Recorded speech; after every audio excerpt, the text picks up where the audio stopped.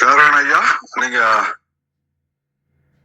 பாட முடியும்னா பாடிட்டா நல்லா இருக்கும்னு நினைக்கிறேன். இல்ல பாடி போறோம்னு சொல்லிட்டீங்கன்னா கூட அப்புறம் நான் பேசுவேன். ரெடியா இருக்கீங்களா? முடியுமா?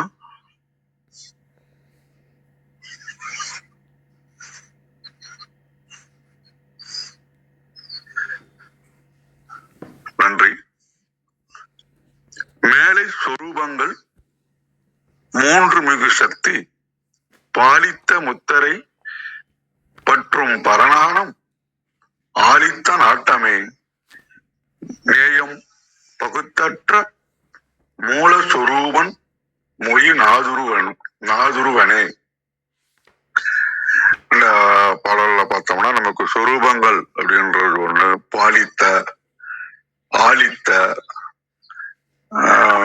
மூலஸ்வரூபன், நாதுருவானே, இதெல்லாம் ஒரு முக்கியமான சொற்களா இங்க நம்ம சொல்லலாம். அதுக்கு முன்னாடி இந்த படரிகோ பிராக்கின் அப்படின்றவரு முதல்ல இந்த சிப்பு மைக்ரோ ப்ராசஸரை உருவாக்கினவர். அவருக்கு 1990 பாத்தீங்கன்னா தன்னுடைய அனுபவத்தை சொல்றாரு. பேரொளி ஒன்று இதயத்திலிருந்து கிளம்பி எல்லையற்ற நான் அன்பை உணர்ந்த அப்படின்றாருங்க. அப்ப அவர் என்ன சொல்றாருன்னா, இந்த இது நம்ம உடம்பு அல்ல அப்படின்றாருங்க. இது ஒரு பயோ ரொபாட் அல்லது ட்ரோன் மாதிரி. ஆன்மா அல்லது உணர்வுன்றதுதான் இதை இயக்குகின்றது. அது உடலுக்குள்ள இல்ல, வேற ஒரு பரிமாணத்துல இருந்து இயக்குகிறது. இந்த உடம்பானது உடைந்தாலும், அதாவது ட்ரோன் உடைந்தாலும் ஆன்மாவுக்கு, பைலட்டுக்கு பாதிப்பு இல்லை. அப்ப ஏன் இந்த உலகம் அப்படின்றதுக்கு அவர் என்ன ஒரு சயின்டிபிக்கா சொல்றாருன்னா, இந்த ஒன் இறைவன் தன்னைத்தானே அறிந்து கொள்ள விரும்பியதால் தன்னை பல கோடி துண்டுகளாக பிரித்து அவற்றின் மூலமாக இந்த உலகத்தை அனுபவிக்கின்றது அப்படின்றாருங்க. அந்த ஏஐ கூட நமக்கு கவுண்டிங் பண்ணி, கோடிங் பண்ணி, கணக்கு பண்ணுமே தவிர உணர முடியாது. அப்ப மனித ஆன்மாவில மட்டுமே அந்த அர்த்தத்தை கண்டுபிடிக்க முடியும் அப்படின்றாருங்க. அப்ப அதுக்கு என்னன்னா, உடல் செல்கள் எப்படி ஒத்து அன்பு பரிமாறிக்கொள்கின்றனவோ அதே மாதிரி மனிதர்களும் அன்பும் ஒத்துழைப்பும் இந்த பூமியில இருக்கணும் அப்படின்னு ரொம்ப ஆணித்தரமா ஒரு வீடியோ வெளியிட்டு இருக்காரு. அதை இந்த இடத்துல குறிப்பிடலாம்னு நினைக்கிறேன். இந்த பாட்டுக்கு வருவோம். உலகியல் அளவுக்கு அப்பாற்பட்டு விளங்கக்கூடிய இறைவனுடைய 3 நிலைகள். அறிவு நிலைக்கு அப்பாற்பட்டு, அது நம்ம இந்த 3வது டாபிக்கே அதான். நாதுரு, நாணம், நேயம். ஆன்மா அப்படின்றவன் தான் எதையாவது அறிஞ்சிக்கணும் அப்படின்னு நினைக்கிறான். அது இந்த உலகத்திலே இல்லாத அறிவு, பேரறிவு அறியப்படும் பொருளாக இருக்கும் போது அது இறைவன் அறியப்படும் பொருள். இது 3ம் ஒரே லைன்ல வரணும், 3ம் மறைஞ்சிடணும் அப்படின்றதுதான் நாம சிந்திக்க வேண்டிய ஒன்றா இருக்கின்றது. இந்த சூப்பர் பவர் அல்லது சிவசக்தி, அதனுடைய அருள் இருந்தாதான் இந்த 3 நிலைகளையும் உணர முடியும். ஏன்னா நம்ம ஜனம் மாதிரியே இருக்க ஆரம்பிச்சிருவோம். அப்ப 3 நிலைகளையும் உணர்ந்துக்கிறான் அப்படின்னா அவன் பரநாணி ஆயிடுறான், உயர்ந்த ஞானத்தை பெறுகின்றான். அப்ப அவனுடைய அகப்பார்வை இறைவனை நோக்கி போயிடுது. அதுலயே ஒண்ட ஆரம்பிச்சுடுறான். நான் பாக்குறேன், இத பாக்குறேன் அப்படின்ற வேறுபாடு இல்லாம அது நம்ம வெளியில வந்துட்டோம்னு வச்சுக்கீங்களா, அப்பதான் தான் என்ற இறைவன் என்ற உணர்வு நமக்கு அந்த ஆன்மாவே இறைவன் சொருபம் என்பது எல்லாம் உணர முடியும் அப்படின்றது நிறைய இடத்துல சொல்றாங்க. இந்த பாடலை பத்தி பார்க்கும்போது 3 சொரூபங்கள்னா, அந்த நான் நடுவில் இருக்கிற பக்தி இணைக்கக்கூடியது இறைவன். இது 3 தனித்தனியா தோன்றும். Primary stage. நமக்கு அந்த அன்னையினுடைய அருள் கிடைச்சிச்சுன்னு வச்சுக்கீங்களா, அப்ப உலக பாசங்கள்ல இருந்து நம்ம விடுபடுறோம். அந்த உலக பாசங்கள்ல இருந்து விடுபடுறதுதான் பரநாணம்னு சொல்றோம். இதற்கு சக்தியினுடைய அருள் தேவை. அப்புறம் அத்வைதா சொல்ற மாதிரி அந்த அதாவது 3 2வது, 2 1வது. தீவிரமான ஒரு நாட்டம், ஞான தேடல். அதாவது நான் வேற இல்ல, இறைவன் அப்படின்ற ஒரு பெரிய புரிதல் ஏற்பட்டுச்சுன்னு வச்சுக்கீங்களா. அப்பதான் நம்ம மூல சொரூபனோட போய் ஒன்றோம். அப்ப நாமளே நாதரூபமாக இருப்பதை நம்ம நான் என்ற ஸ்டேஜில் நம்ம எடுத்துக்கொள்ள முடிகின்றது.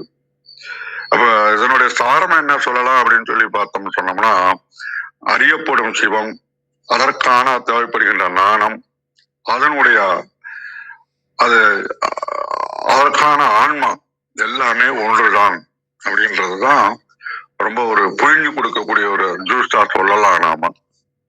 இப்ப ஒரு குட்டி கதை ஒண்ணு சொல்லலாம் அப்படின்னு பாத்தீங்கன்னா, நாணக்கன் அமைதியா இருக்கிறதுக்காக மலை குகையில போய் ஒருத்தவன் போய் இந்த தியானம் பண்றான். அது தரையெல்லாம் ரொம்ப கூலா இருக்கிறது அவனுக்கு உணர முடியல அந்த ஸ்டேஜில். அதுதான் அந்த அருள் அப்படின்றான். இருக்குது, ஆனா அவன் உணரலாதான். ஏன்னா அவனுக்கு தேடுதல் ஃபுல்லா தன்னை பற்றிய தியானத்திலே இருக்கிறது. பல ஆண்டுகள் இருக்கிறான், அவனுக்கு அருள் கிடைக்காததால, முக்கியமா சொல்லக்கூடிய அந்த அருள் அவனுக்கு கிடைக்காததால உணர முடியல. அப்ப என்ன பண்றான்னா, அறிபவராகவே அவன் வேதங்கள் எல்லாம் கலக்கி குடிச்சு பெரிய அறிஞரா இருக்கிறான். அப்புறமா என்ன பண்றான்னா, ஆன்மாவுக்கு இலக்கணம் என்னென்ன பண்ணலான்னு ஆராய்ச்சி எல்லாம் பண்றான். அப்ப மூச்சு பயிற்சி, யோக நெறி, இப்படி ஒரு பெரிய தீவிர பக்தரா இருந்துகிட்டு இருக்கிறான். எல்லாம் இருந்தாலும் அவன் எதை தேடிக்கொண்டு இருக்கின்றான் அப்படின்னா, தெளிவா இருக்கிறான். டிராவல் உள்ளுக்குள்ள பண்றோம் அப்படின்ற நாணம் அவனுக்கு வர வர பிரபஞ்சத்துல எங்க ஒரு மூலையில கடவுள் இருக்கிறார், அவர்கிட்ட நாம போகணும் அப்படின்ற ஒரு உணர்வு அவனுக்கு ஸ்லைட்டா ஏற்படுது. ஆனா அந்த மூன்று விஷயங்களையும் தனித்தனியா பெரிய பெரிய சங்கிலியா நினைக்கிறான் அவன். அப்ப இந்த இருட்டுல நம்ம தவம் செய்யறான். இங்க தவம் செய்யறதால நாம தேடுற இறைவன் வேற இடத்துல இருக்கிறதாகவும், பரந்த கடல்ல 3 கரைகளோட இருக்கிறதாகவும் ஃபர்ஸ்ட் அவனுக்கு ஒரு உணர்வு ஏற்படுது. அப்புறமா அவனுக்கு ஒரு குரு உபதேசம் கிடைச்ச உடனே தன்னுடைய மூச்சை ஒழுங்குபடுத்துறான். மூச்சை ஒழுங்குபடுத்துவதன் மூலமாக பேராற்றல் சக்தியை அவன் உணர முடியுது. அப்படி உணரும் போது அவன் பொருள் வேணும், ஆரோக்கியம் வேணும் அப்படிலாம் கேட்காம முத்திரை எனப்படும் மெயினான அனுபவத்தை கேட்கிறான் அவன். அப்ப தேடப்படும் பொருள் தேடுவனாக இல்லாமல் தேடப்படும் பொருளாகவே மாறக்கூடிய அருளை அவன் வேண்ட ஆரம்பிக்கிறான். அப்படி வேண்ட வேண்ட நேரம் செல்ல செல்ல அவனுக்கு ஃபர்ஸ்ட் ஸ்டேஜ் உருக ஆரம்பிக்குது. அவன் சேமித்து வச்சிருந்த நாணம்லாம் என்னன்னா, தான் படித்த புத்தகம், மந்திரம், பல நுட்பங்கள் எல்லாம் விசித்திரமா தெரியுது. உள்ளுக்குள்ள ஒரு ஒளி பிரகாசிக்கிறத அவன் உணர முடிகின்றது. ஆனா அங்க எந்த ஒரு கருவியும் இல்லை. ஒரு லைட்டா சின்ன நெருப்பு போல இருக்கின்றத பரநாணி தோன்றும் நிலை அப்படின்னு ஒரு விளக்கம் கொடுக்குறாங்க. அப்ப அந்த ஒளிதான் இங்கே பாலமாக இருக்கின்றது. இதுதான் ஆழித்த நாட்டம் அப்படின்றதுன்னு, தீவிரமான நாட்டம். அவன் ரொம்ப நாள் இருந்தா கூட அந்த அருள் கிடைச்ச உடனே அவனோட நாட்டமானது அருளின் அகப்பார்வை என்ன பண்ணுதுன்னா, பெரும் சூனியத்தில் இருந்து ஒரு புள்ளியாக தோன்றுகின்றது. அப்ப அந்த புள்ளி தான் அவனுக்கு வெளியில பார்க்கக்கூடிய ஒரு வெளிச்சமாக உணரக்கூடிய ஒன்றா இருக்கின்றது. அவன் எந்த அளவுக்கு தீவிரமா பார்த்துட்டே இருந்தாரோ அது கொஞ்சம் கொஞ்சமா கரையறத பாக்குறாரு. அப்போ கரைஞ்சு போக போக அவனும் அந்த ஒளியும் ஒன்றாவதாக உணர்கின்றான். இப்போது அறியப்படுபவன் ஆன்மா அப்படிங்கும்போது பயப்பட ஆரம்பிக்கிறான். இங்கதான் புகுந்தற்ற அப்படின்னு சொல்றாரு. மன அமைதியில அவர் இயக்கின்றார். கொஞ்சம் கொஞ்சமா எல்லாத்தையும் விட்டுட்டு ஜோதியை கடைசியாக ஈர்ப்பதையும் அனைத்தையும் விட்டு விட்டு தானே அந்த ஜோதியாக தன்னை அந்த ஒளி விழுங்க முற்படுவதாக அனுமதிக்கின்றார். இது வள்ளலார் சொன்ன மாதிரியும் சொல்லலாம், அருட்பெரும் ஜோதின்ற மாதிரி. அப்ப தேடுபவன் இங்க காணாம போய்கின்றான். தனித்துவமான துடிக்கின்ற உண்மை கடவுளை பத்தி நம்ம சிந்திக்கும் போது மனிதன் இல்லாம மூல சொரூபமாகிய ஆதி மூலத்துடன் நம்ம ஒண்டுகின்றோம். இப்ப அலைன்னு நினைச்சிட்டு இருக்கிறான். அலைன்றது கடல்.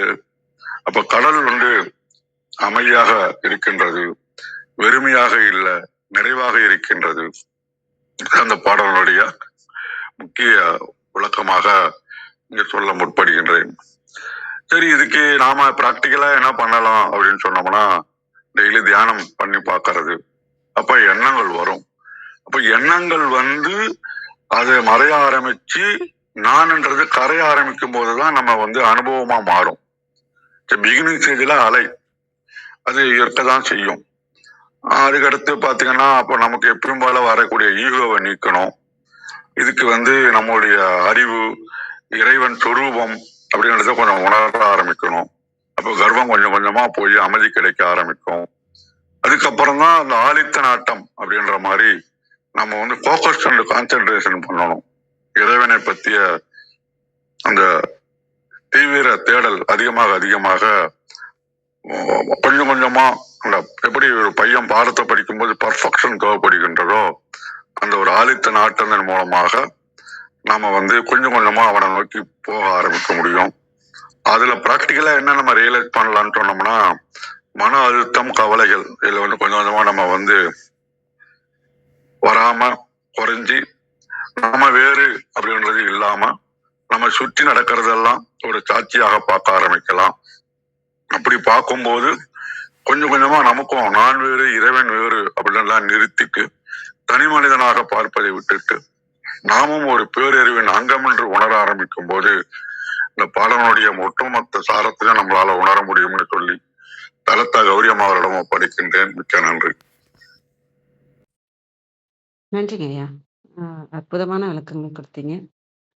நிறைய விஷயம் தெரிஞ்சுக்கிட்டோங்க. மிக்க நன்றி. தியாகராஜன் ஐயா, பாடல் ஓதினீங்களாங்க? சிறப்பு. நீங்க பொறுத்துக்கணுங்க. ரொம்ப நேரம் கழிச்சு வர்றேன்னா இந்த மைக்கை எப்படி ஆன் பண்றதுன்னு தெரியல. பொறுத்துக்கணும் பாருங்க. எப்பவுமே அது ஒரு பழக்கத்திலே இருக்கணும் பொறுக்கு. நன்றி.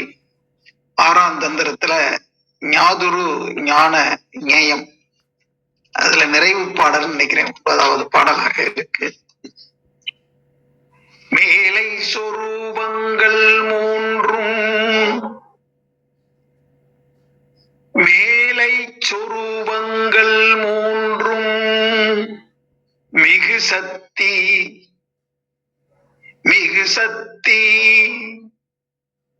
பாலித்த முத்திரை மற்றும் பரஞானம் பாலித்த முத்திரை பற்றும் பரஞானம் மேலை சொரூபங்கள் மூன்றும் மிகு சக்தி பாலித்த முத்திரை பற்றும் பரஞானம் ஆளித்த நட்டமே நேயம் புகுந்தற்ற ஆளித்த நட்டமே நேயம் புகுந்தற்ற மூலச்சொரூபன் புகுந்தற்ற மூலச்சொரூபன் மொழி ஞாயுதுருவனே மொழி ஞாதுருவனே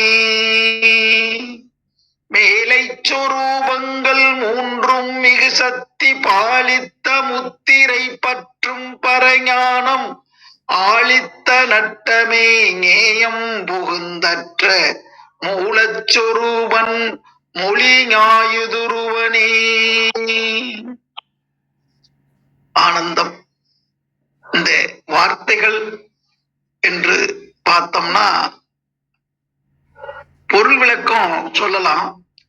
ஆனா இறைவனுடைய அருள்தன்மைய இந்த வார்த்தைகளால விளக்க முற்படுறாங்க. ஒவ்வொரு மந்திரமுமே நமக்கு அந்த முழுமையை அடைய செய்வதற்காக கொடுக்கப்பட்டதுதான். அந்த முழுமை என்று சொல்லும் போது ஆதியில இருந்த ஒன்று அதுவே நிறைவு பெறுது, அந்தமாக இருக்கிறது. இப்ப அந்தமாக இருப்பது எது, ஆதியாக இருப்பது எதுன்னு பார்த்தா ரெண்டுமே ஒண்ணுதான். ஆதியே அந்தமாக, அந்தமே ஆதியாக. அடிக்கடி நான் சொல்றதுதான், கடல்ல எழக்கூடிய அடல் கடல்ல தான் இயங்குது, எழும் இடத்திலேயே அது முடியுது என்றது மாதிரி இந்த வெளிக்குள்ளாக எழுந்த அந்த ஆற்றல் வெளிக்குள்ளேயே தான் இயங்குது. அந்த மேன்மை பொருந்திய சொரூபங்கள் மூன்றும், அதுல இருந்து மிகு சக்தி பாலித்த முத்திரை, அந்த சக்தி அதிகமாகும் போது 3 திரைகள் இயல்பாகவே உருவாகும். அந்த பரஞானத்தை பற்றி கொண்டுதான், அதாவது பரத்தை பற்றி கொண்டுதான் எல்லாமே இயங்குதுன்றது அந்த ஞானம் நமக்கு இருக்கணும். அந்த ஞானம் நமக்கு எப்ப கிடைக்குதோ அப்பவே அந்த மெய்ப்பொருளோடு இணைந்து, அந்த மூலஸ்வரூபனோடு இணைந்து அதுவாகவே மாறக்கூடிய தன்மை நமக்கு இயல்பாக வந்துடும். திரை 3 திரை மறைச்சிருக்கு நமக்கு. மரத்தை மறைத்தது மாமத யானைன்னு ஒரு திருமந்திரத்துல சொல்லியிருப்பாங்க. ஒரு மரத்தால் ஆன யானை, மரம்னு பார்த்தா அது மரம், அது யானைன்னு பார்த்தா அது யானை. அதே மாதிரி பஞ்சபூதங்கள்னு பார்த்தா அது பஞ்சபூதங்களா தோணும். ஆனா அதுக்கு மூலப்பொருளாக பரம் என்று பார்த்தா அந்த விண்ணால் ஆனதுதான் பஞ்சபூதங்கள்னு தோணும். அந்த மாதிரி எதை நம்ம வச்சு அந்த கண்ணோட்டம்னு சொல்லுவார் வள்ளுவ பெருமானார். அந்த பார்க்கக்கூடிய அந்த கண்ணோட்டம், அதாவது மனோபாவம் என்று ஆங்கிலத்துல, அதாவது தமிழ் மொழியில மனோபாவம், அது ஆங்கிலத்துல ஆட்டிடியூடுன்னு சொல்லுவாங்க. அவருடைய மனோபாவம். அப்ப மனோபாவம் எப்படி அவங்க பார்த்து பழகிருக்காங்களோ அப்படித்தான் பார்க்கணும். நுண்ணிய நூல்பல கற்பினும் அவரவர்தம் உண்மை அறிவே மிகும் சொல்லுவாங்க. அவங்க அனுபவத்தால உணரப்பட வேண்டிய உண்மைகள். உண்மை என்பதை யாரும் எடுத்து இயம்ப முடியாது, சொல்ல முடியாது. அவரவர் உணர்ந்து அறிய வேண்டிய விஷயங்கள். அத மும்மலங்கள், அதாவது திரை போட்டிருக்கு, ஆணவம் கண்மம் மாயை என்ற அந்த மும்மலங்கள். அதே போல அந்த இயற்கையை மறைத்திருப்பது எது என்று சிந்தித்து பார்த்தோம் என்றால், அந்த வெளிய விண் ஆற்றல் என்ற அளவுல அந்த விண் மறைச்சிருக்கு. அதால தொகுப்பா இருக்கக்கூடிய வானுலகம், கோள்கள், நட்சத்திரங்கள் மறைச்சிருக்கு. அதுல இருந்து உயிர் தெழுந்த ஜீவ இனங்களும் மறைச்சிருக்கு. அப்படின்னா என்ன அர்த்தம்? ஜீவ இனங்களுக்குள்ள இருக்கிறதும் அந்த இறைவன் தான், கோள்கள் நட்சத்திரங்களுக்குள்ள இருக்கிறதும் இறைவன் தான். அதே மாதிரி அந்த பிரபஞ்சத்துக்குள்ள ஊடுருவி நிறைந்திருக்கக்கூடிய ஆற்றலாக எல்லாவற்றையும் ஒழுங்கமைப்போடு இயக்கி கொண்டிருக்கிற அறிவாக இருப்பதும் அந்த இறைவன் தான். அப்ப அறிவு, ஆற்றல், இயக்கம், முடிவு, இப்படி எதையாவது சொல்லிக்கிட்டே இருக்கலாம். நம்ம அந்த இயக்கத்தோட ஒட்டி நம்ம ஓடிக்கிட்டே இருந்தாலும் அந்த இயக்கத்துக்கு மூல சக்தியாக, ஆதிசக்தியாக இருக்கக்கூடிய அந்த பராசக்திய நம்ம உணரணும். அது சக்தி என்பதை விட சக்தி என்ற வார்த்தையில மகான் குறிப்பிடுறார். அதாவது சத்திய பொருள், உண்மை பொருள், மெய்ப்பொருள் இருந்து எழுச்சி பெற்ற அந்த இயக்கம். அதனாலதான் சக்தி, வேத சக்தி என்ற அளவுல நம்ம மகான் திருமூலர் நமக்கு உணர வைக்கிறார்.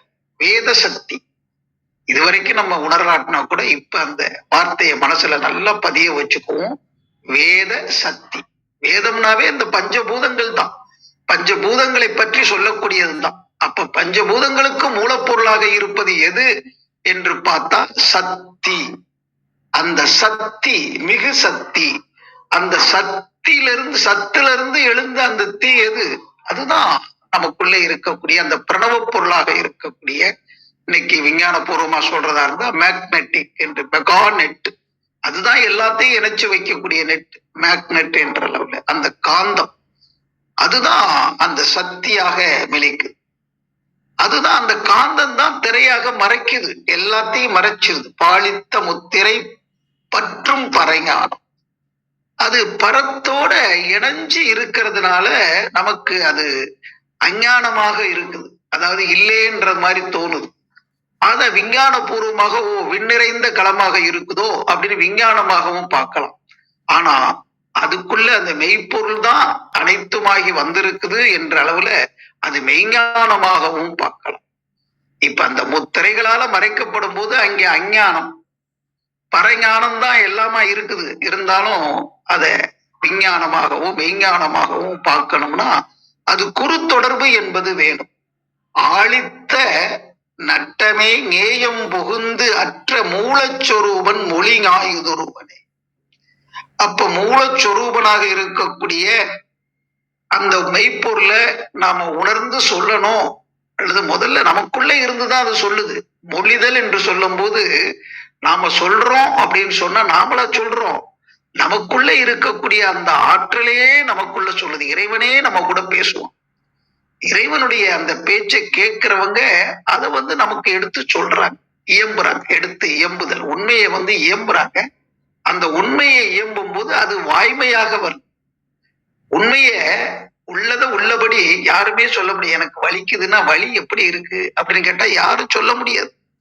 வலிக்குதுன்னு சொல்றோம், ஆனா வலிங்கிறது பொதுவான ஒரு வார்த்தையா போயிருது. அது எந்தெந்த இடத்துல எப்படி அந்த வலி மாறும்னு தெரியாது. அதாவது பழம் இனிப்பா இருக்குன்னு சொல்றோம், ஆனா அந்த பழத்தினுடைய இனிப்பு சுவை ஒவ்வொரு பழத்திலையும் மாறுபடும். அது மாதிரி உள்ளத உள்ளபடி உண்மையை யாருமே எடுத்து சொல்ல முடியாது. அவரவர் உணரப்படக்கூடியது உண்மைகள். அதனால அந்த மெய்ப்பொருளுடைய நாட்டம், அந்த நாட்டம் வேணும். அது நாட்டம் இல்லைன்னா அந்த உயிராற்றல் நட்டம்தான் அடையும். அதனாலதான் அந்த உயிர் நாட்டம் இருந்துச்சுன்னா அங்கே லாபம், ஆன்ம லாபம் என்ற அளவுல இந்த ஆன்மாவுக்கு அந்த உணர்வு மேலோங்கும். அந்த பரஞானம் என்பது பரத்தை பற்றிய ஞானம் என்று சொல்லும் போது அந்த பரம்பொருள், அந்த மெய்ப்பொருள், அந்த மெய்ப்பொருளை பற்றிய ஞானம், அதை பற்றி கொள்ளணும். பற்றுக பற்றற்றான் பற்றிய அப்பற்றை பற்றுக பற்று விடற்கு என்று சொல்லும். அப்ப அந்த ஒரு பொருளை பற்றி கொண்டாதான் அது என்ன ஏதுன்னு பார்க்க முடியும். அந்த பற்று எப்படி விட முடியும்? அதுவே நானாக, நானே அதுவாக என்ற அளவுல இரண்டற்ற தன்மை, அதாவது அத்வைதம் என்று சொல்லுவாங்க இல்லையா? துவைதம்னா ரெண்டு, அத்வைதம்னா இரண்டு அல்ல என்பது. அப்ப இரண்டல்ல என்று சொல்லும் போது ஒன்றுதான் அப்படிங்கிறது அங்கே விளக்கத்துக்கு வரும். அந்த ஒரே பொருள் மெய்ப்பொருள், அதுதான் பல்வேறு தோற்ற பொருட்களாக வந்திருக்கிறது என்பதை உணர்ந்து அதை உணரணும்னா குரு காட்டிய வழியில நாம தொடர்ந்து பயிற்சி செய்யணும். பயிற்சி செய்யும் போது எப்படியெல்லாம் அந்த சொரூபங்கள் தோன்றியது, அந்த சொரூபங்கள்ல இருக்கக்கூடிய சக்தி எப்படி திரையாக மாறுது, அது எப்படி பரத்தை பற்றி கொண்டு இயங்குது, அதை அறியக்கூடிய ஞானமாக எப்படி இருக்குது, அது நம்ம உடல்ல எப்படி இயங்குது, அதை நாம எப்படி அறிகிறோம் என்பதை எல்லாம் புரிந்து கொள்ளும் போது, குரு காட்டிய நெறியில நம்ம பழகும் போது உள்ளுணர்வாகவே எல்லாம் வெளிப்படும். அது இயல்பாக இருக்குது. நாம எதுவும் தேடி பெற வேண்டியது இல்லை, எல்லாமே நமக்குள்ளதான் இருக்கு. அது அறிய முற்பட்டா போதும், அது தானாகவே நமக்குள்ள அது இயல்பாகவே எடுத்துக்காட்டும். எடுத்துக்காட்டக்கூடியதான் நம்ம எடுத்துக்காட்ட முடியும்.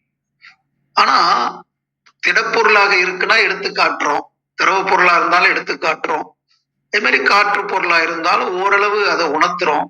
ஆனா அருவமாக இருக்கக்கூடிய ஒரு பொருளை எப்படி காட்ட முடியும்? அவரவர் உணரணும். உணர்வதற்கு உண்டான வழிமுறைகளை தான் இன்னைக்கு இப்ப 6ஆம் தந்திரம் வரைக்கும் வந்திருக்கிறோம். அடிப்படையில இருந்து திரும்ப திரும்ப திரும்ப திரும்ப அந்த மூலப்பொருளை பத்தி தான் சொல்லிக்கிட்டு இருக்கிறாங்க. அதுதான் அனைத்துமாகி, ஒன்றே ஒன்றுதான் எல்லாமாகி வந்திருக்குது என்பதை திரும்ப திரும்ப சொல்லிட்டு இருக்கிறாங்க. அதை நம்ம ஏதோ ஒரு வகையில அதை உணர்ந்து அந்த நிலையிலேயே இருக்க பழகுவோம். மிக்க மகிழ்ச்சி. நன்றி நன்றி. எளியவன் ஏதோ சொல்லியிருக்கிறேன், ஆனா இந்த பாடலை ஒட்டி சொன்னான்னு தெரியல. அம்மா கிருத்திகா ரொம்ப தெளிவா சொல்லுவாங்க, கேட்டு பயன்பெறுவோம். ரொம்ப நன்றி, வாழ்த்துக்கள். நன்றி. நன்றிங்க ஐயா. நல்ல விளக்கம் கொடுத்தீங்க. மிக்க நன்றிங்க ஐயா, அருமையா இருந்தது. வாங்க கிருத்திகா அம்மா. வணக்கம் அம்மா.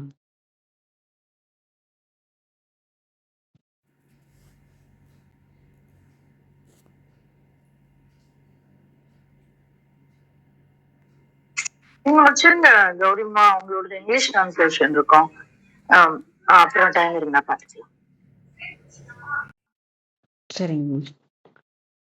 நேரா டிரான்ஸ்லேஷனுக்கே போயிடுறேன்.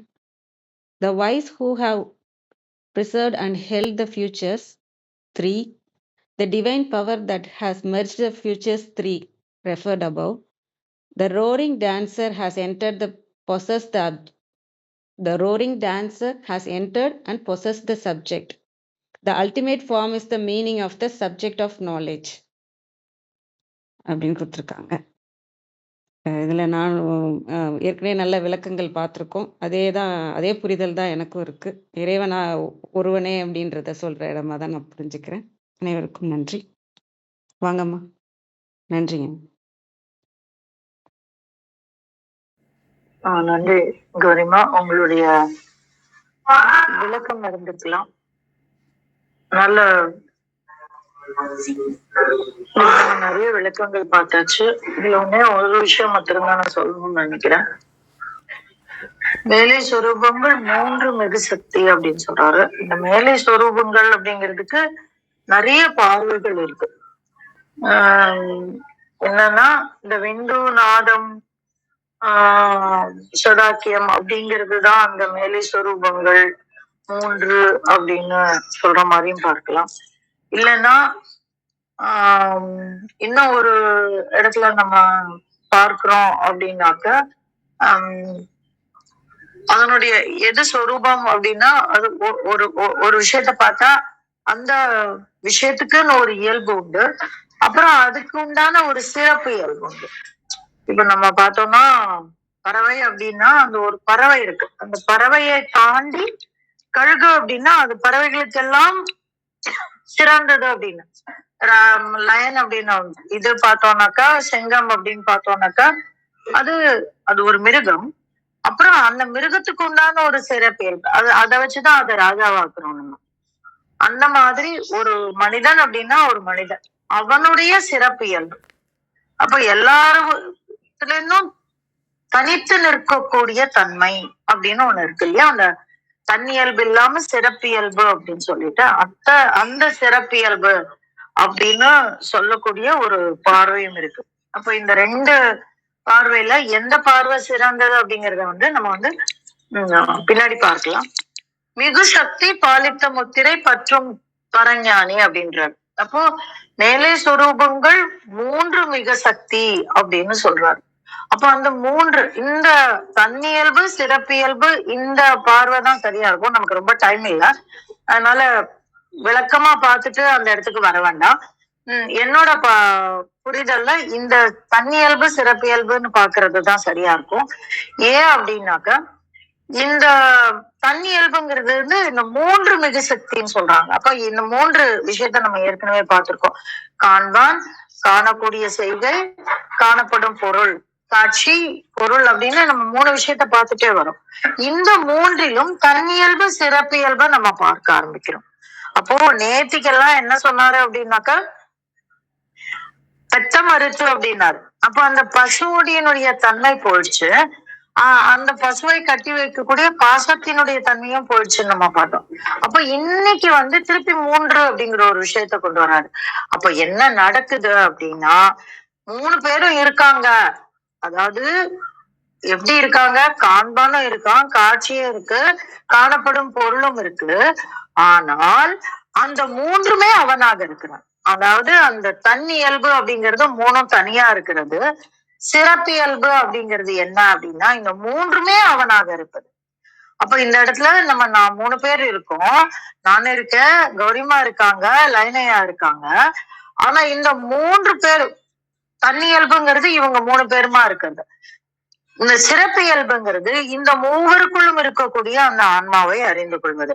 அந்த ஆன்மா எல்லாமமாக இருக்கக்கூடிய அந்த சிவன் என்று அந்த இறைபரம்பொருள் என்று புரிந்து கொள்வது. அப்ப 3 பேரும் ஒண்ணுதான். எல்லாருக்குள்ளயும் ஒன்னா இருக்காங்கன்னா அந்த 3 பேரும் ஒண்ணுதான். அதனாலதான் சொல்றது மிகு சக்தி பாலித்த முத்திரை பற்றும் பரஞானி அப்படின்றார். அப்ப அந்த சக்தி மிகுந்து இருக்கக்கூடிய அந்த ஆற்றல் மிகுந்து இருக்கக்கூடிய அந்த அருளினால் கிடைக்கக்கூடிய அதை பற்றக்கூடிய பரஞானி ஆலித்த நாட்டமே நேயம் புகுந்தற்ற மூலஸ்வரூபன் மொழி ஞானொருவன் அப்படிங்கிறார். அப்ப இந்த ஆலித்த நாட்டம் அப்படின்னா இயங்கக்கூடிய தன்மை. ஆலித்தல் அப்படின்னாலே இந்த ஒலித்தல் அப்படின்னு நம்ம பார்த்திருப்போம். அப்போ ஆலித்த நாட்டமே அப்படின்னா அந்த சிவத்தை பற்றி கொண்டு இருக்கின்ற ஒரு பேருண்மை, அந்த சிவத்தை பற்றி கொண்டு இருக்கின்ற ஒரு அப்ப இந்த 3 இருக்கிறது அப்படின்னா நம்ம 3ல மாத்திரம் பார்க்க மாட்டோம். இனிமே பார்க்கக்கூடிய அனைத்து விஷயங்கள்லயும் நம்ம பார்ப்போம். அப்போ இந்த ஆனந்த தாண்டவம் அப்போ ஒரு சின்ன அதிர்வு நிகழ்ந்தா கூட அதை நம்ம எப்படி பார்ப்போம் அப்படின்னாக்கா அந்த இறை பரம்பரையினுடைய ஆற்றமா பார்ப்போம்.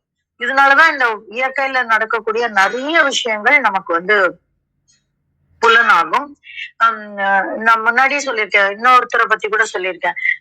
இயற்கையில என்ன நிகழ்வு நடந்தாலும் அவரை வந்து அவருடைய உடல்ல அந்த மாற்றங்களை புரிந்து கொள்ள முடியும். நம்ம கூட அதை புரிஞ்சுக்கலாம். அவ்வளோ நல்லா இருக்கும். மழை வருது அப்படின்னு டெம்பரேச்சர் எல்லாம் பார்க்காம உள்ள இருக்கக்கூடிய உடல் சொல்லிடும் நமக்கு.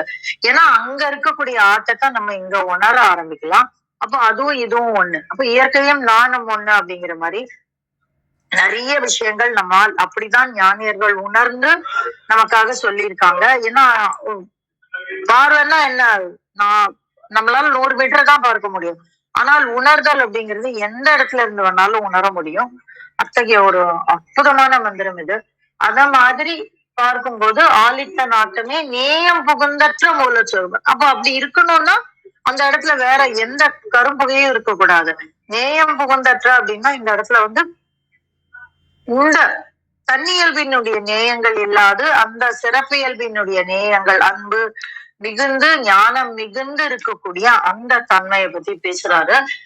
மொழி ஞாதுருவனே, அதுதான் அவனாகவே நிற்கின்றான். அப்ப மொழி அப்படின்னா அந்த கலப்படம் இல்லாத அந்த தன்மை சொல்லக்கூடிய இறையம்பெருமான் யாருன்னா அது அவன்தான் அப்படின்னு சொல்லி எல்லாவற்றிலும் அந்த இறை பரம்பொருளை பார்ப்பதே ஞானம் அப்படிங்கிற ஒரு இடத்த சொல்லி கொடுக்குறாரு.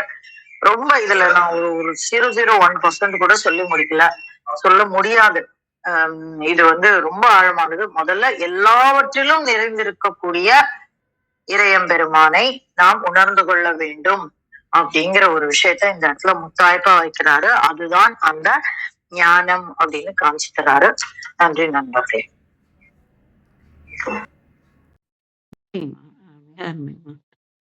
மிக்க நன்றி. வேற எதுவும் கேள்வி இருக்குங்களா?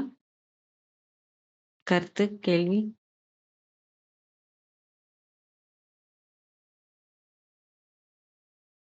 வாங்க சிவலிங்கம் ஐயா. வணக்கம் ஐயா.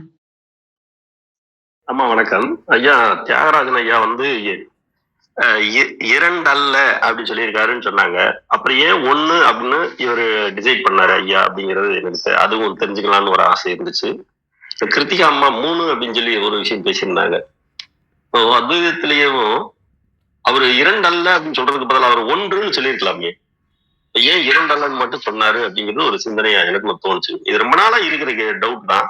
இது ஐயா பேசுறப்பையும் அம்மா கிருத்திகா அம்மா பேசுறப்பையும் இது தோணுச்சு. நன்றி. சிறப்புங்கய்யா. ஒரு பாடல் ஒண்ணு நான் சொல்ல நினைச்சுக்கிட்டு இருந்தேன். இந்த வேதாத்திரி மகரிஷி ஒரு பாடல் ஒண்ணு, அது இந்த இடத்துக்கு பொருத்தமா இருக்கும் நினைக்கிறேன். அதாவது பேராதார, அதாவது எல்லாத்துக்குமே பேராதார சக்தியாக இருப்பது அந்த சக்தி. அது அந்த பாடல் வாசிக்கிறேன், அது புரியுதான்னு பாருங்க. வெட்டவெளி சக்தி என்பது இல்லையானால், அந்த வெட்டவெளிக்குள்ளதான் சக்தி இருக்கு.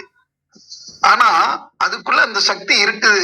அது இல்லைன்னா வேறு எந்த பொருள் வலிது பிரபஞ்சத்தில்?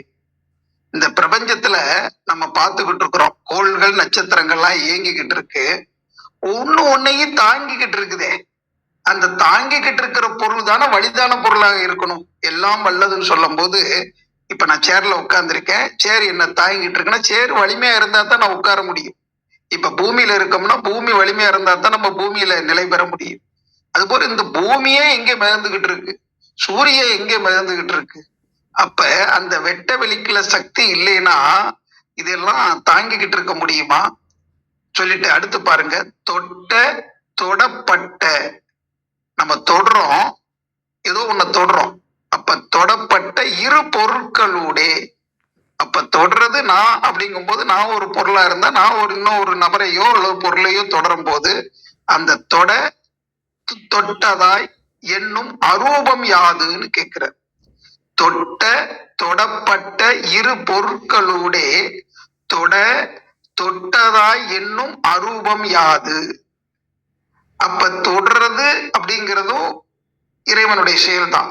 தொட்டதாய் சொல்லும் போது எதை தொடுறோங்கிறதும் அதுவும் இறைவனுடைய தன்மை தான். அப்போ உணரக்கூடியது அந்த அரூபமாக இருக்கிற அறிவுங்கிறதும் அதுதான். அப்ப எல்லாமே அறிவு சொரூபமாகவே இருக்குது. அப்ப அந்த அறிவு என்ற நிலையில பார்க்கும்போது எல்லாமே ஒன்றாகவே தெரியும், ஒன்றாக காண்பதுவே காட்சி. இத பாரதி கூட ஒரு பாட்டு எழுதியிருப்பாரு. தீக்குள் விரலை வைத்தால் நந்தலாலா, உன்னை தீண்டும் இன்பம் தோன்றுதையே நந்தலாலா, காக்கை சிறகினிலே நந்தலாலா, நிந்தன் கருமை நிறம் தோன்றுதையே நந்தலாலா. அப்ப இறைவன் எல்லாமா இருக்கிறான். அது கருமையாவும் இருக்கிறான், சூடாவும் இருக்கிறான். அப்படி பல்வேறு தன்மைகள்ல அப்படியே இருக்கிறான். அந்த பாடல் வரிகள்லாம் வரும். அது மாதிரி பட்ட பகல்ல அந்த விண்மீன்கள் தெரியாது, அது பார்க்க முடியாதவங்களுக்கு அது எப்பவுமே தெரியாது. அப்ப நம்ம அறிவுக்கு எட்டவில்லை என்றால் இயற்கை தத்துவம் எங்கே ஒளிந்து கொள்ளும்னு கேட்கிறார். நம்ம அறிவால ஒன்னையும் அறியணும். அப்ப அறிய முடியலைன்றதுக்காக இயற்கை தத்துவம் இல்லாம போயிருமா? அது எப்பவுமே இருக்கு. சூரிய சந்திரன் வானுலகம் கோள்கள் நட்சத்திரங்கள் எல்லாமே இருக்கு. அது எப்படி இருக்குது, எப்படி இயங்குதுன்னு நம்ம அறிய முடியல. இப்ப ஒரு காலத்துல நம்ம முகத்தை பார்த்து பேச முடியுமா? 25,000 மைல்களுக்கு அப்பால இருக்கிறவங்கள்ட்ட எல்லாம் அதெல்லாம் சாத்தியமான்னு சொல்லியிருப்போம். ஆனா இன்னைக்கு சாத்தியமாகுது. ஒரு ஊருக்கு போகணும்னா வழி கேட்டு போவோம். ஆனா இன்னைக்கு வழி கேட்கவே வேண்டியதில்லை. இருக்கிற இடத்துல உட்கார்ந்துக்கிட்டு ஒரு கால் டாக்ஸியை புக் பண்ண வீடு தேடி வர்றான். நம்ம லொகேஷனை போட்டோம்னா கரெக்டா அந்த இடத்துல கொண்டு போய் விடுறான். இதெல்லாம் எப்படி சாத்தியமாச்சு? நமக்குள்ளமைந்த அந்த அறிவனுடைய தன்மை தான் எல்லாவற்றையும் இணைக்குது. இணைஞ்சேதான் இருக்குது. அது இணைஞ்சே இருக்குன்றத நம்ம அறியாம இருந்தோம். அறியும் போது அந்த அறிவனுடைய தன்மையை உணர்றது தான் அந்த ஞானம்ங்கிறது. இது மாதிரி ஒன்னையும் பார்க்கணும். இரண்டல்ல அப்படின்னு சொல்லும் போது, இப்ப பால் இருக்கு, பாலை உரை ஊத்துறோம், தயிரா மாறுது. இப்ப பால் வேற தயிர் வேறதான், ரெண்டும் வேற வேறதான். இப்ப பால் காய்ச்சி நம்ம டீ காபி எல்லாம் போட்டு குடிக்கிறோம். ஆனா பால் கேட்கிற இடத்துல தயிரை கொடுத்தா எப்படி இருக்கும்? ஆனா பால்ல இருந்துதான் தயிர் வந்ததுன்றத தெரிஞ்சுக்கணும். பால் இல்லாம தயிர் உண்டா? அதனால இரண்டல்ல ஒன்றுதான். பால் தான் அடுத்து தயிரா மாறி இருக்கு. இன்னும் அடுத்தடுத்து சொல்லணும்னா அந்த தயிரை கடைஞ்சா மோராகும், வெண்ணெய் ஆகும், அந்த வெண்ணெய் பதப்படுத்தப்படும் நெய்யாகும். இப்படி எல்லாம் அடுத்தடுத்து போயிடும். இப்படி பல்வேறு மலர்ச்சிக்கும் முதல்ல ரெண்டாகுது இல்லையா, பால் தயிராகுது இல்லையா? இரண்டல்ல ஒன்றுதான். அந்த மூலப்பொருள் ஒண்ணுதான். அந்த ஒன்றில் இருந்துதான் பல்வேறு தோற்றங்கள் மாற்றங்கள் நிகழுது அப்படிங்கிறத ஞானியர்கள் சொல்ல முற்படுறாங்க. அதே மாதிரி வெட்டவெளிங்கிறது ஒண்ணுதான். அதுக்கு உள்ளமைந்த ஆற்றல் தான் அப்படியே பல்வேறு தோற்றங்களாக மாற்றங்களாக நிகழ்ச்சிகளாக இயங்கிக்கிட்டு இருக்கு. எல்லாமே நிகழ்ச்சி தான். நம்ம பார்த்துக்கிட்டு இருக்கிறதெல்லாம் ஒரு நிகழ்ச்சி தான். ஒரு நாடகம் நடக்குதுன்னா முடிஞ்சவொடனே எல்லாரும் பிரிஞ்சு போறது மாதிரி இந்த உடல்ன்றது அணுக்கள் கூடிய ஒரு நிகழ்ச்சி தான். இந்த ஆட்டம் முடிஞ்சு போச்சுன்னா உடம்புல இருந்து உயிர் போயிருச்சுன்னு வச்சுக்கோங்க, எல்லாமே செதஞ்சு மண்ணோட போயிரும், நீரோட போயிரும், காத்தோட போயிரும், நெருப்போட கலந்துரும், ஆகாசத்தோட போய் கலந்துரும். இப்படி எல்லாமே கலந்துரும். அதனால அந்த எல்லாமே ஒரு பொருள் தான் அப்படிங்கிறத மனசுல வச்சுக்கிட்டு ஆராய்ச்சியை தொடங்கினோம்னா அந்த ஒரு பொருள் எது நமக்குள்ள ஒரு பொருளாக இருப்பது, அதாவது உரு பொருள், அதாவது உயிர் பொருளாக இருப்பது எதெல்லாம் தானா விளங்கும். அது தக்க குரு மூலம் உபதேசம் வாங்கிக்கிட்டு சிந்திக்க இந்த மாதிரி திருமந்திர பாடல்கள்லாம் திரும்ப திரும்ப யோசிக்க சிந்திக்க அந்த ஞானம்ங்கிறது வெளியில இல்லை, நமக்குள்ளதான் இருக்கு. அந்த அறிவுங்கிறது நமக்குள்ளதான் இருக்கு. அது தானாகவே நமக்கு புலப்படுத்தும். ரொம்ப நன்றி. எனக்கு தெரிஞ்சதை சொல்லி இருக்கிறேன். வேற ஏதாவது சந்தேகம் இருந்தா பெரியவங்க சொல்லுவாங்க, கேட்டுக்கிறீங்கய்யா. நன்றி.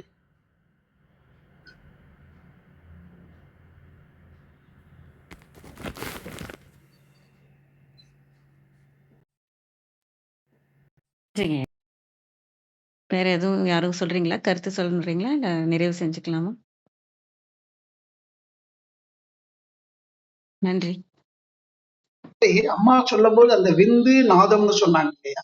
அப்ப அந்த விந்துங்கிறது அந்த ஒளி பொருந்திய அந்த கருதான். அந்த கருதான் உருவாக மாறுது. அந்த ஒளின்னு சொல்லுவாங்க. விந்து நாதம்ங்கிறது அந்த அதனுடைய இயக்கத்துல வரும்போது ஒளி லைட் அண்ட் சவுண்ட், அதுதான். அப்ப அதுக்கு மூலப்பொருளாக இருக்கிறது ஆதிதான், அந்த இருநிலை தான். அந்த இருநிலையில இருந்துதான் அந்த ஒளியே தோன்றுது. அப்ப இருநிலை ஒளி அந்த மூன்றையும் அது இருளோட கலந்துதான் இருக்கு. அதாவது ஒளியாக இருந்தால் நாத விந்தாக இருந்தாலும் அதுக்குள்ள அந்த மூலப்பொருள் கலந்துதான் இருக்கு. அதாவது காலம், கோலம், ஞாலம், சீலம் என்று சொல்வார். அது காலத்தாலதான் அந்த உருப்பெறுது எல்லாமே. கோலம் என்று சொன்னா நம்ம பார்க்கக்கூடிய அந்த காட்சியாக வருது. அது சீலம் ஞாலம் என்ற அளவுல உலகமாக வருது. அதுல ஒரு இயக்க சீர்மையோட இயங்குது. அப்ப இயக்கத்துக்கு மூலமாக இருக்கிறது அந்த அறிவு தான், அந்த மூலப்பொருள் தான். அதனால அந்த 5 வார்த்தைகள் பெரியவங்க கொடுத்திருக்காங்க. காலம், கோலம், ஞாலம், சீலம், மூலம் அப்படிங்கிறது. இந்த வார்த்தைகளை நம்ம சிந்திக்கும் போது அந்தந்த தன்மையை உணர முடியும். அப்ப இறைவன் எப்படி எப்படிலாம் இயங்கிக்கிட்டு இருக்கிறான் அப்படிங்கிறத ஒண்ணுக்கும் இப்ப பால், தயிர், மோர், வெண்ணெய், நெய்ன்னு பாக்குறது மாதிரி நிலம், நீர், நெருப்பு, காற்று, ஆகாசம் எல்லாத்துக்கும் மூலப்பொருள் வெளிதான், அந்த வெட்ட வெளிதான் அப்படிங்கறது மாதிரி எல்லாமே பார்க்கணும். அதுதான் பால் நிலைன்னு சொல்றாங்க. அந்த பால் நிலையில இருந்துதான் பால் நிலையே வந்துச்சு. இப்ப நம்ம மில்கி வே கேலக்சின்னு சொல்றோம் இல்லையா, அந்த கேலக்சி உருவானது அந்த பால் நிலையில இருந்துதான்.